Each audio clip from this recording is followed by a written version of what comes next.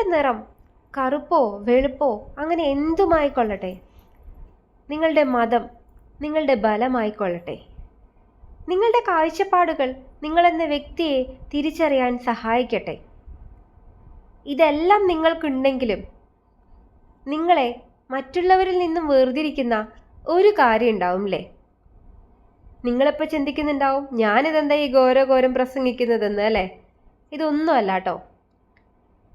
നിങ്ങളെ വേർതിരിക്കുന്ന ആ ഒരു ഘടകമാണ് പണം എന്ന് പറയുന്നത്. ശരിയല്ലേ? പണം എന്ന് കേൾക്കുമ്പോൾ തന്നെ അതൊരു വാക്കൊന്നുമല്ല, അതൊരു ഫീലാണല്ലേ. നമ്മൾ പറയുന്നത് കേട്ടിട്ടുണ്ടാവും, പണം ഉണ്ടെങ്കിൽ നമുക്കതൊരു ബലമാണെന്ന്. ഇതൊരു ആയുധമാണ് കേട്ടോ. നമുക്ക് ഈ ലോകം തന്നെ കീഴടക്കാൻ ശക്തി തരുന്ന ഒരു ആയുധം. പണ്ടുള്ളവർ പറയാറുണ്ട്, പണം ഉണ്ടെങ്കിൽ എന്തു ആവാന്ന്. പണ്ടുള്ളവരല്ല കേട്ടോ ശരിക്കും അത് പറഞ്ഞത്, അവർ വെറുതെ പറഞ്ഞിട്ടേ ഉള്ളൂ. പക്ഷേ ഇന്നത്തെ തലമുറയാണ് അത് പ്രാവർത്തികമാക്കുന്നത്.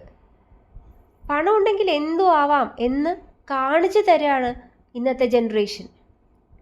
പണത്തിന് മീതെ പരുന്തും പറക്കില്ല എന്ന് പറയുന്നത് വളരെ ശരിയാണ്.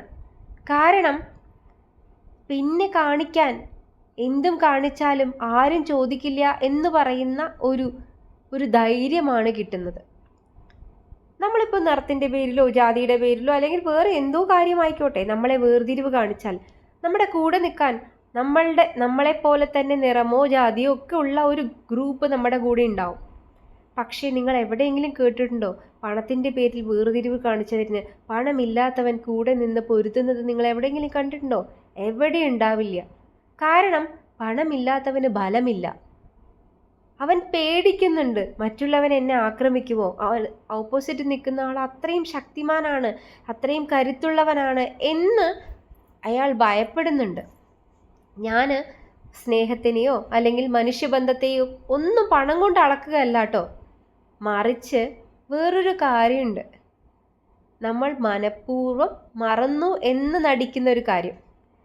ഇന്നത്തെ കാലഘട്ടത്ത് പണമുണ്ടെങ്കിലേ ഈ പറയുന്ന സ്നേഹവും മനുഷ്യബന്ധങ്ങളും ഒക്കെ ഉണ്ടാവുള്ളൂ.